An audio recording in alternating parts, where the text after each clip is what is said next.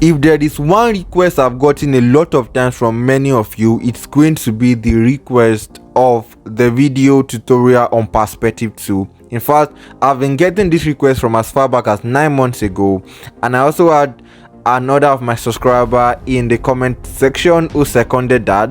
And then apart from this, I've also gotten a whole lot of other requests on that, not just even on YouTube.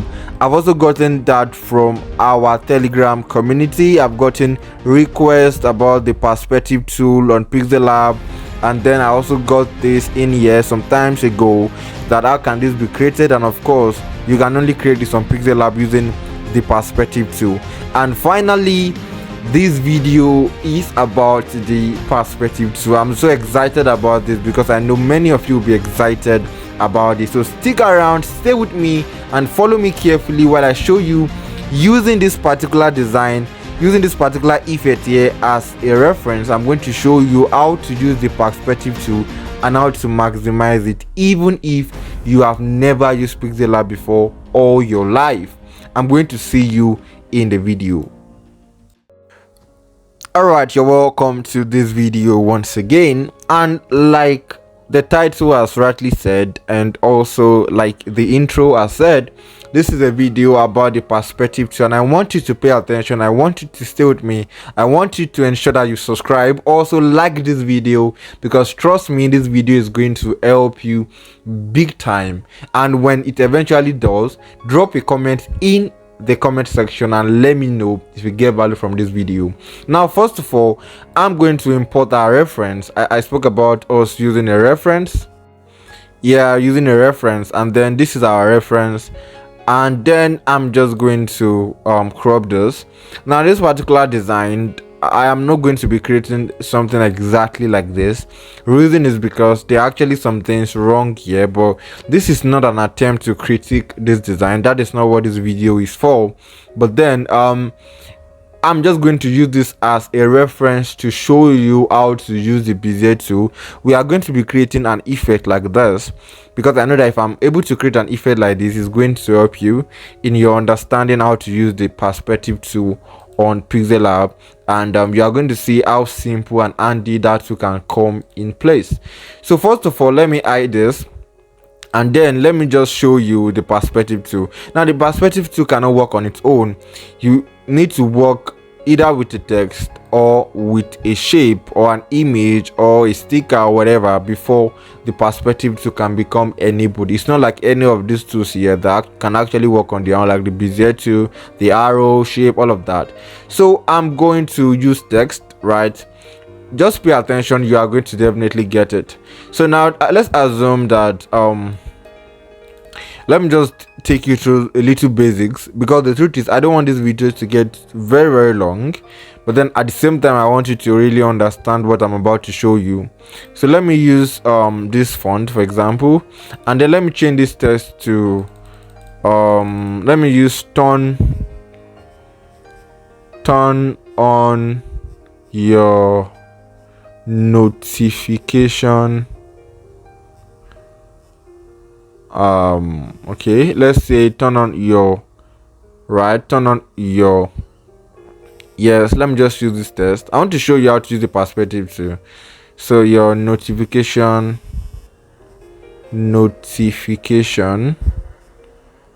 yes, notification, let me increase the size to bell and subscribe, right? This is just like a subtle reminder to turn on your notification bell and subscribe. Bell and subscribe. Okay, let's do something. Let me increase the size of this a bit. Yes, then let me increase the size of this a bit. Yes, so we have this, turn on your notification bell and subscribe. So we have this, but then I want this to be aligned. So I'm going to go to my relative position. Yes, I'm going to do this. I'm going to tap on this, because the idea here is not to design. I'm not designing with this. I'm instead trying to show you how to use the perspective tool. So I'm going to merge these three together. Now the reason I can decide to use just one of it, but then I'm trying to pass across a message. So it's what I'm trying to say is that it's not compulsory that every time you want to use the perspective tool you have to merge. No, it depends on your work. In fact, the reason why I want to the reason why, okay, I think I'm going to also create something like that. Just stay with me, you are going to get it.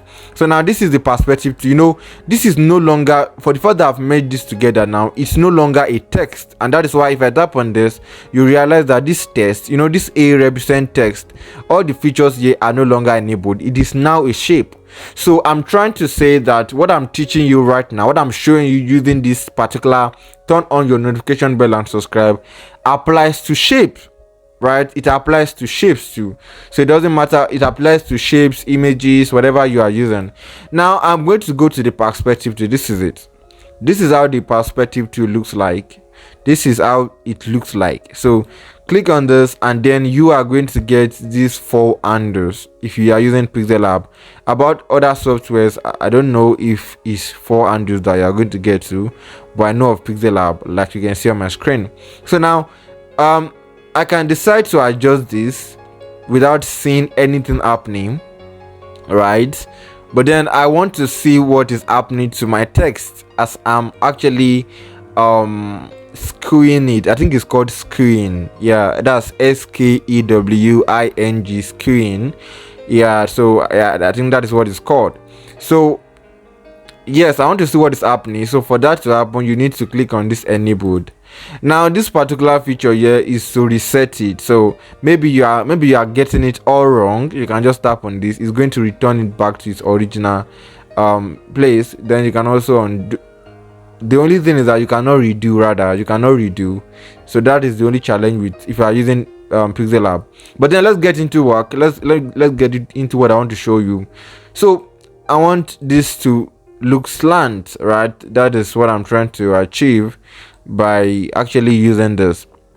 But then I want it to be accurate, because I can do something like this. If I do something like this is rubbish, right? If I'm going to distort, if I'm going to skew this, I want it to be accurate. Like I want it to be as much as possible. I want it to be accurate. Now how can I do this? That is where I particularly like using my guidelines, right? I like using my guidelines because my guidelines will help me to serve like a guide. So let me reset this and show you how I'm going to use my guideline. So my guideline will serve as a guide so that I do not do rubbish. So we have I'm going to move this here. Yes, I'm going to move this here. Then I'm going to move this here. Okay, bring this here first. Bring this here. Then we have this here.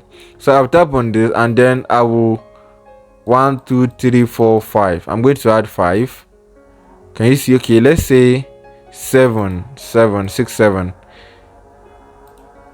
Oh, come on. What? Sorry, I think I'm making a mistake. So this is, let me make it 30 so that, or 32 instead, 32. Yeah, so we have 32 here. So I'm going to 1 2 3 4 5 6 7. So I'm going to take away 7 from it, and then I'm going to tap on this too, and I'm going to reduce 7 to 1 2 3 4 5 6 7. Click on OK, and then we have this. So now with this, now I can now tap on this. I can now adjust it. So if I'm adjusting it, please pay attention now. If I'm adjusting it, I'm trying to ensure that whatever I'm doing does not cross this part. Look at it, does not cross this. Oh, come on, not this, sorry, does not cross, look at it, this particular point. Can you see? So that is the idea of using the guideline. The idea is so that the idea is so that whatever I'm doing, I can pay attention to this point and then also pay attention to this point. Yeah, this major points. So that is that about that. So I'm going to move this up. Yes, Yes, now even if I enable this, it's not going to still stay. Can you see? Because it's not like the Bezier tool or like the shape where this part will turn to red and all of that. So if you have been using Pixellab, you understand what I just said. So but then you have to pay attention. Even if you have to zoom in your work so that you will get it right, please do so. Zoom in. This is where you can zoom in. Yeah, this is where you can zoom in. So just take your time. Now this one too, let me move it up a bit. Now you can see that I've perfectly used my perspective tool. Right now, how did I know that I've perfectly done that? It's simply because I use my guidelines. Now it is not compulsory that you always have to use guidelines, but this is especially for you if you are a beginner. Right, if you are a beginner, let me mark it so that I can see it. Yeah, this is especially for you if you are a beginner. If you are a beginner, there is every possibility that you are going to make mistakes. So this is why the guideline is there to really help you and guide you and then direct you on how to actually perfectly achieve a great perspective, right? So that is that about that. But then I can decide to also, I've just shown you how to use your the guidelines to ensure that you perfect your work. And then if maybe you want it to still go up a bit more, you can see your guideline, and then yes, you can just, it depends on what you want basically. Just that I will have to readjust my guidelines and all of that, but just ensure that it is aligned, right? That is the idea. Ensure that it is aligned. Yeah, so this is it. I've just used my perspective here, right? I've just used my perspective, but this is even by the way. Let me undo. This is by the way. I wanted to mention something that, let's assume that you are working with text. Don't worry, I'm still going to go back to this my reference. I'm going to use my reference to, we are going to create this together, and then you will see what I'm talking about, and then we are going to wrap it up at that. So I want to do something, and that is using text this time around. So let's assume that my text is subscribe and like. I've actually used this for one of my videos, to my YouTube videos. In fact, let me take you to that video on my YouTube channel. I've used the perspective tool for one of my thumbnails before. Let me take you through that video. Yeah, look at this. Can you see everything Pixellab? Can you see everything Pixellab? Adding font problem. What I used here was the perspective tool. I used the perspective tool to be able to rearrange this text just to make it look a bit more creative. Yeah, so that is one thing about perspective tool. Many times is I use it particularly to make my work look more creative, at least a bit more creative, and my tests don't just look normal. Subscribe and like the video.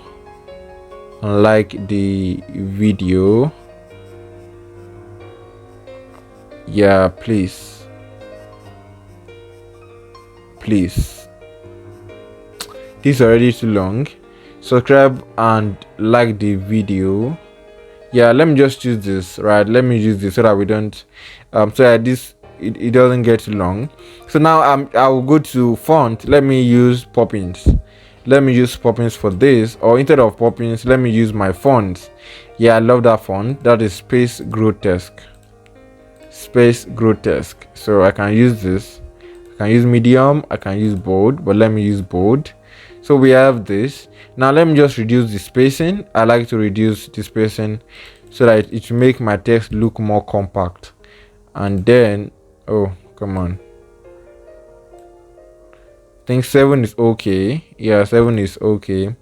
Then video, try and subscribe and like the video. Then also line spacing, let me just adjust my line spacing, and then we have this.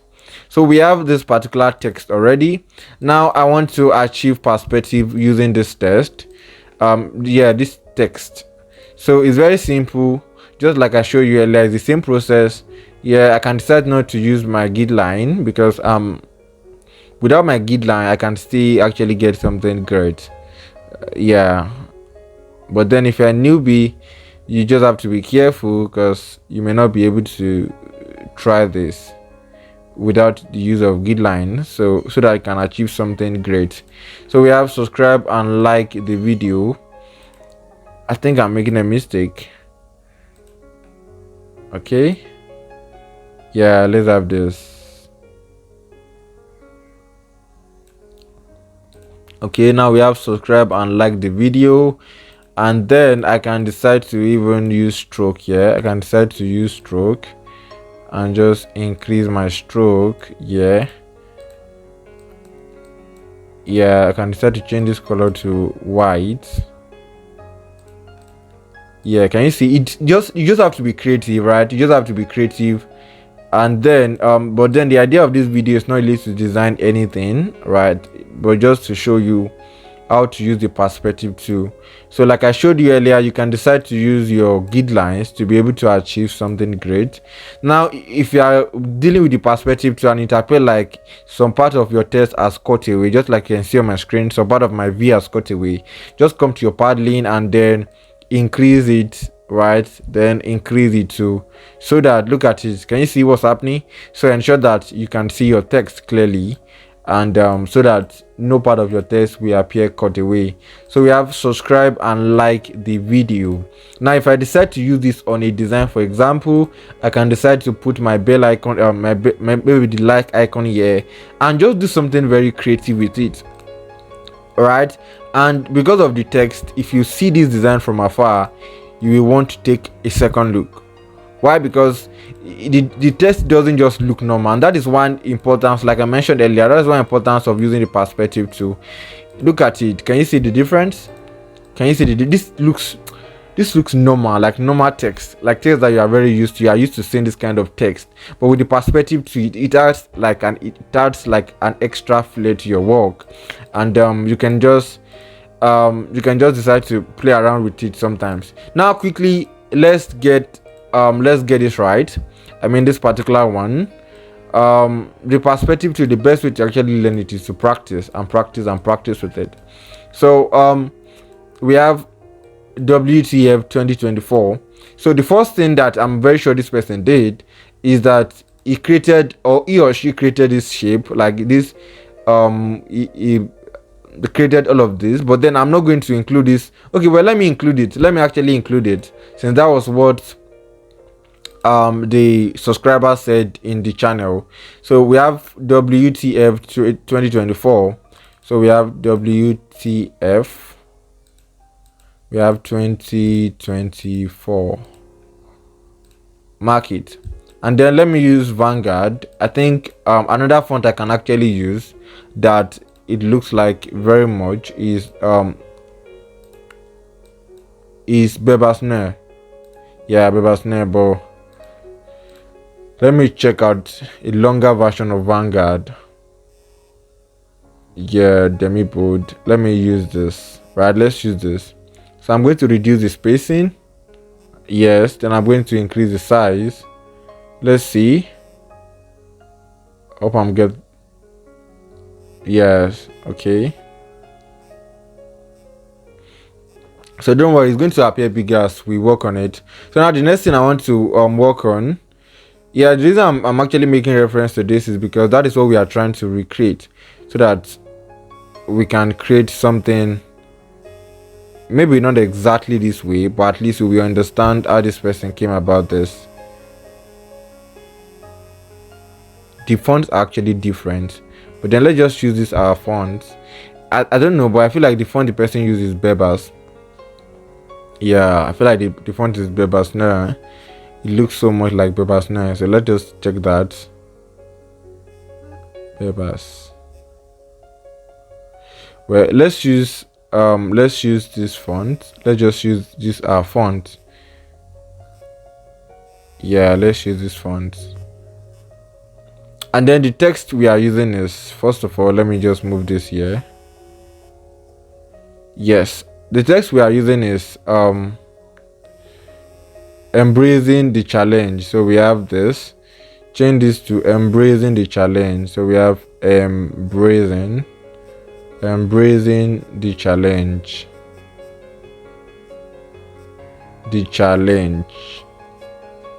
embracing the challenge. So I'm going to reduce the size, of course. Then I'm going to move this here. I'm going to reduce the size. I'm going to change this font too. So I'm going to change this font to come in. I'm going to change this font to, let me see if space grow text will be able to do the job. Yeah, let's try. Okay, I don't think it's doing the job like I want it to. Let's look for a font that can do the job. Okay, let's try Poppins. Let's just try Poppins semi bold. Right, okay, let's try this. I'll need to reduce the spacing. Okay, I think it's not trying to fit in. Let's try and look for another font. Embracing the challenge.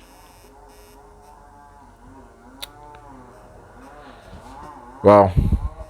So I think I'm going to pause the video now and try to get a font we can use so that this video doesn't make this video long. Embracing the challenge. Alright, I finally found a font we can use, and the name of the font is Copper.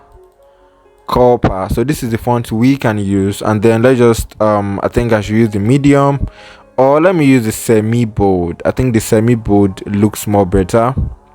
Yes, click on OK, and then we have this. So I'm going to go to my line spacing. I reduced it the other time, so I'm going to increase it some bit. I'm going to, not line spacing please, the normal spacing instead. You can see it's -9, so I'm going to just change it back. Just leave it at let me leave it at 4.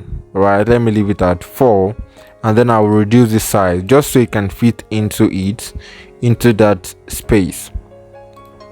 So we have this, and then I'm going to, yeah, we have this now. I'm going to reduce this. I'm going to bring it down rather a bit more if that's necessary, and I'm just going to achieve this. Now I'm going to change this color to black, because the next thing now is that I want to erase my color. Because if I come here, please pay attention now, if I come to this background color and then I change the color to black, you realize that there is, look at it, there's a white shape here. So I need to get rid of this white shape. And that is why I want to do this. So I'm going to first of all change this WTF. I'm going to change the font, the color to black, total black. Then I'm going to also change the color of this text here to black.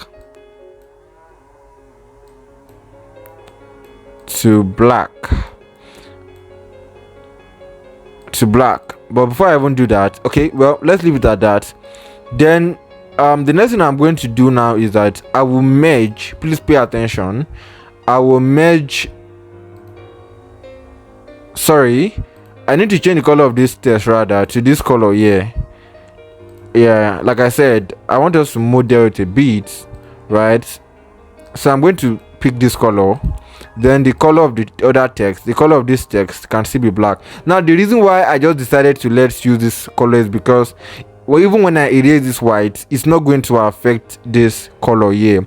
And even this color is a bright color, it's going to affect it. But then this color is still a dark color, like a bit close to black. So I'm just going to merge them together now.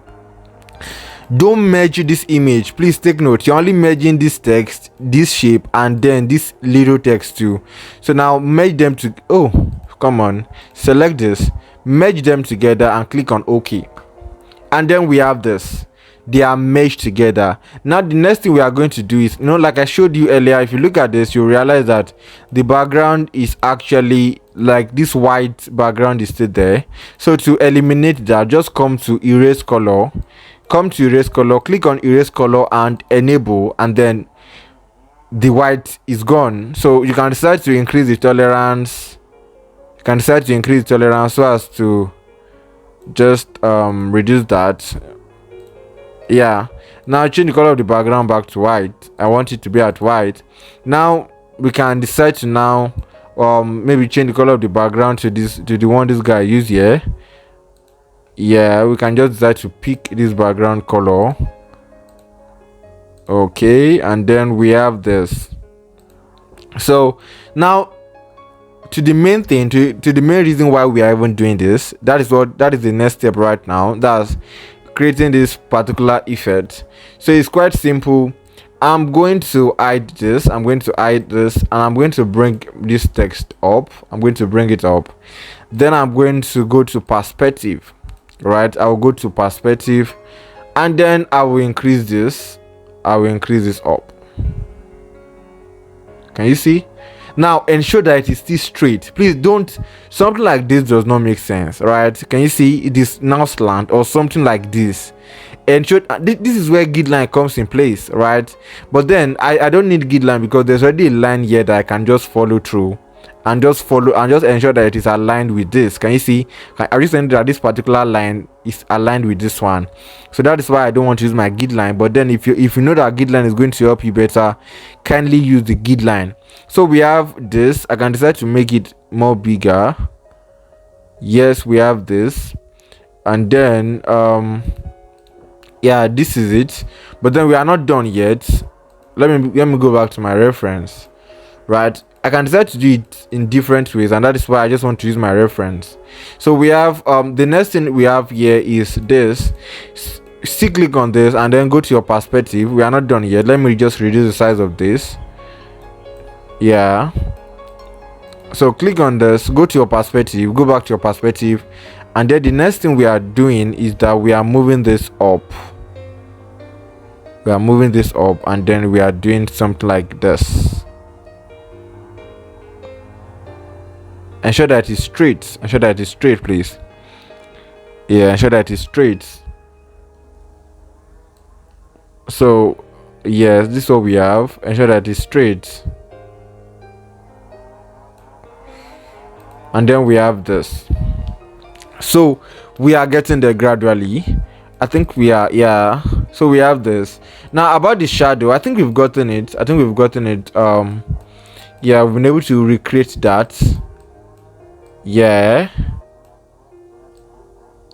You know, one thing about perspective is that the idea of perspective, or let me say this way instead. When you are trying to use your perspective, to ensure that whatever you are using it for is realistic, right? Ensure that it's realistic. That's the idea of the perspective tool. So don't use the perspective tool in such a way that people will be wondering that can this really be on the ground, right? That is the idea of the perspective tool, right? Especially when used in a context like this. So be very, very careful, such that your work do not look like rubbish, right? Ensure that your work is one that is believable. I think that's the word, believable. So use the perspective tool in such a way that your work will still be believable. Okay, so that is one thing you need to take note of. Now about this shadow, how this shadow came to be simple. You just 3D shadow here.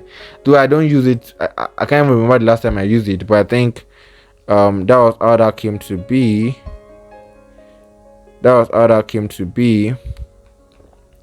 3D shadow, sorry, where is it? Okay, no, not this. Inner shadow, not this. Wow, I think that came as a result of the text. So we have to, oh come on, our text though. We have WTF. What I mean is that you can only use 3D shadow when you are dealing with text. So that's why I'm trying to quickly work on this. And then Vanguard bold, Vanguard demi bold.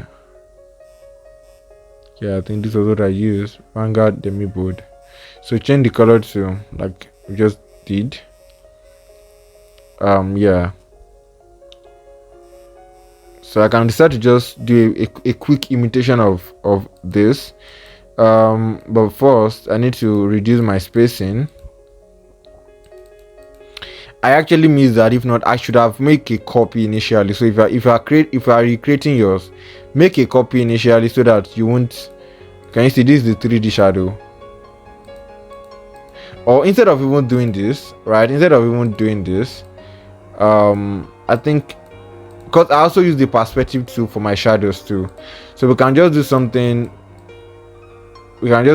interesting instead. Just copy this, and then bring it here as we have it, and then go to your perspective. So let's not even try to recreate that. Go to your perspective and then bring it down. Oh, come on. Okay, let's do something like this. Yeah, so we have bring it down.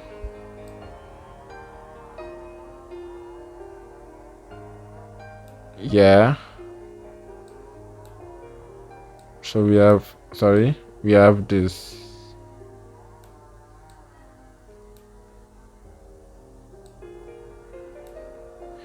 So this is it.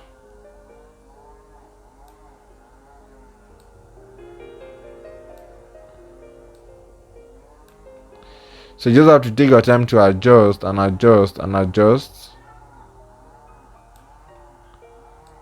so that it still looks realistic.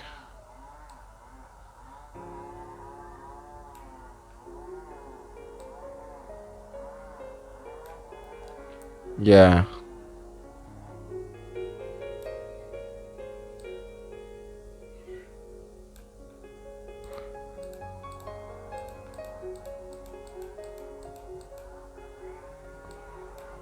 Okay.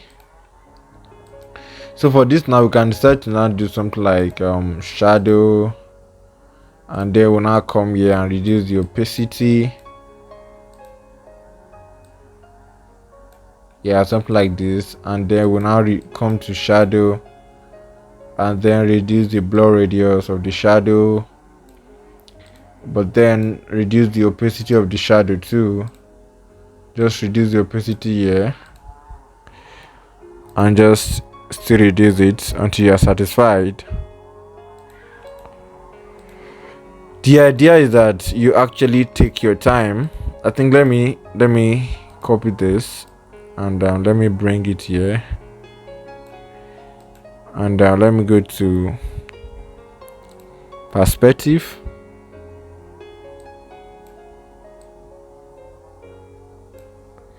Yeah, I see the same thing.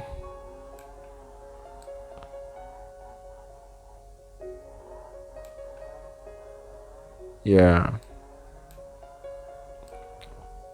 So well, that's just it. Like I showed you earlier, you just have to take your time and ensure that you really pay attention to what you are doing.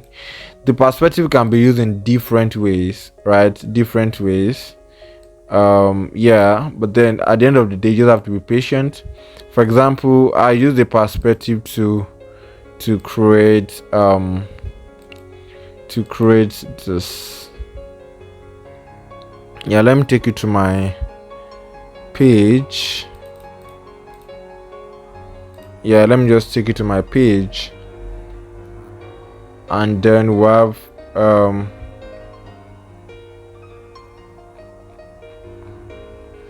many of these designs are not my designs actually. I think this is my only design here. Yeah, this is my only design. Other ones were created by other designers to celebrate me, which is beautiful. But then what I wanted to show you was, oh sorry,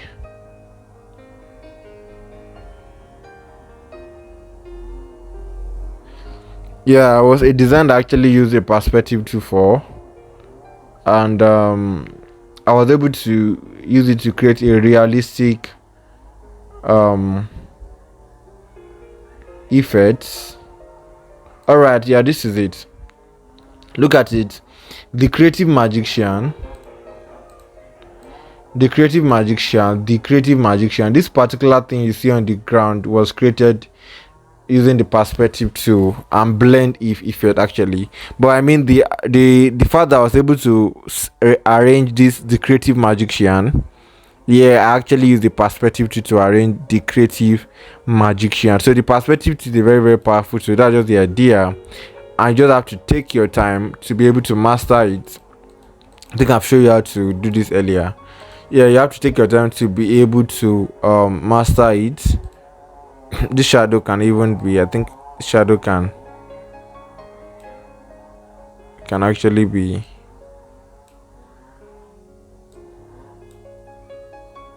no. All right, so that is that, and I think this is where I'm going to stop in this particular video on the perspective tool. We've been able to recreate this, and I've been able to mention a couple of things about the perspective tool. If you got value from this video, let me know in the comment section. Right, let me know in the comment section, and I'm going to see you in the next video.